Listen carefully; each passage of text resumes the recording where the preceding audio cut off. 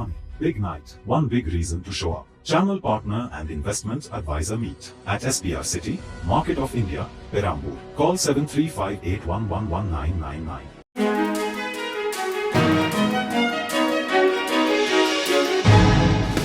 தட்டை, சீடை, முறுக்கு, ரிப்பன் போகடா, அதிரசம் என்ன வேணாலும் செய்யுங்க.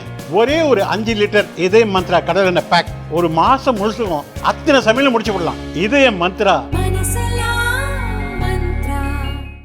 பீகாரில் இந்த ஆண்டு இறுதியில் சட்டசபை தேர்தல் நடக்க உள்ளது. மீண்டும் ஆட்சியை தக்க வைக்க பாரதிய ஜனதா ஐக்கிய ஜனதா தளம் கூட்டணி வியூகம் வகுத்து வருகிறது.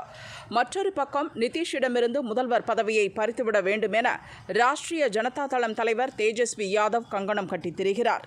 ஆர்ஜேடி கூட்டணியில் அதிக இடங்களை கேட்டு பெற்று காங்கிரசின் பலத்தை நிரூபிப்பதற்காக லோக்சபா எதிர்க்கட்சித் தலைவர் ராகுல் மாநிலம் முழுதும் சுற்றி சுழன்று பிரச்சாரம் செய்து வருகிறார். இந்நிலையில் வாக்காளர் பட்டியலில் பெரும் குளறுபடி நடந்துள்ளது. போலி வாக்காளர்கள் சேர்க்கப்பட்டுள்ளனர் என சில கட்சிகள் குற்றச்சாட்டை முன்வைத்தன.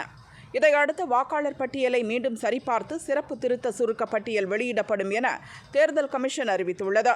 தேர்தல் கமிஷனின் இந்த நடவடிக்கைக்கு காங்கிரஸ், ஆர்ஜேடி உள்ளிட்ட எதிர்க்கட்சிகள் எதிர்ப்பு தெரிவித்துள்ளன.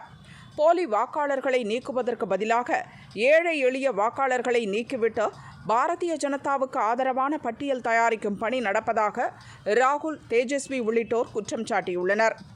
தேர்தல் கமிஷனை கண்டித்து பீகார் முழுதும் இன்று முழு அடைப்பு போராட்டத்துக்கு எதிர்க்கட்சிகள் அழைப்பு விடுத்திருந்தன.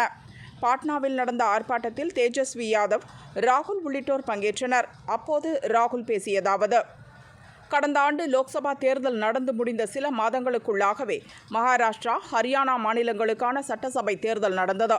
லோக்சபா தேர்தலில் மகாராஷ்டிராவில் இண்டி கூட்டணி அமோக வெற்றி பெற்றது.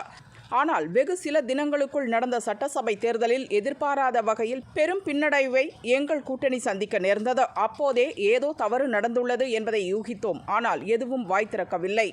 21ஆம் நூற்றாண்டு டேட்டா எனப்படும் தரவுகளுக்கானது.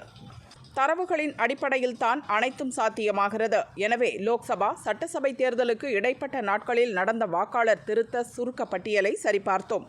மகாராஷ்டிராவில் மிக குறுகிய நாட்களில் கிட்டத்தட்ட 1 கோடி புதிய வாக்காளர்கள் பட்டியலில் சேர்க்கப்பட்டுள்ளனர். எந்தெந்த தொகுதிகளிலெல்லாம் புதிதாக வாக்காளர்கள் சேர்க்கப்பட்டனரோ அங்கெல்லாம் 10% கூடுதலாக ஓட்டுகள் பதிவானது. அந்த தொகுதிகளிலெல்லாம் பாரதிய ஜனதா தலைமையிலான என்டிஏ கூட்டணி வெற்றி பெற்றது.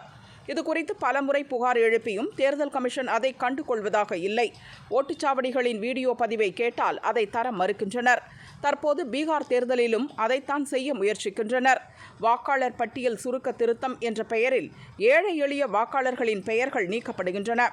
ஒரே கட்டடத்தில் 5000த்திற்கும் மேற்பட்டோர் வசிப்பதாக வாக்காளர் பட்டியலில் உள்ளது. இது எப்படி சாத்தியம்? புதிதாக சேர்க்கப்பட்ட வாக்காளர்கள் அனைவரும் பாரதிய ஜனதாவின் வாக்கு வங்கிகள். போலி வாக்காளர்களை சேர்த்து மகாராஷ்டிரா சட்டசபை தேர்தல் போலவே பீகாரிலும் ஓட்டுகளை திருடும் முயற்சியில் என்டிஏ கூட்டணி ஈடுபட்டுள்ளது. இதுகுறித்து நடவடிக்கை எடுக்க வேண்டிய தேர்தல் கமிஷன் எங்கள் தரப்பு புகாருக்கு செவிமடுக்க மறுக்கிறது என ராகுல் குற்றம் சாட்டினார். இந்த போராட்டத்தில் காங்கிரஸ், ஆர்ஜேடி, இந்திய கம்யூனிஸ்ட், மார்க்சிஸ்ட் கம்யூனிஸ்ட் உள்ளிட்ட இண்டி கூட்டணி கட்சி தலைவர்கள் பங்கேற்றனர். மகாராஷ்டிரா சட்டசபை தேர்தல் பற்றிய ராகுலின் குற்றச்சாட்டுக்கு தேர்தல் கமிஷன் பலமுறை விளக்கம் அளித்த பிறகும் ராகுல் மீண்டும் அதே குற்றச்சாட்டை முன்வைத்து வருவதாக எதிர்க்கட்சிகள் கூறுகின்றன.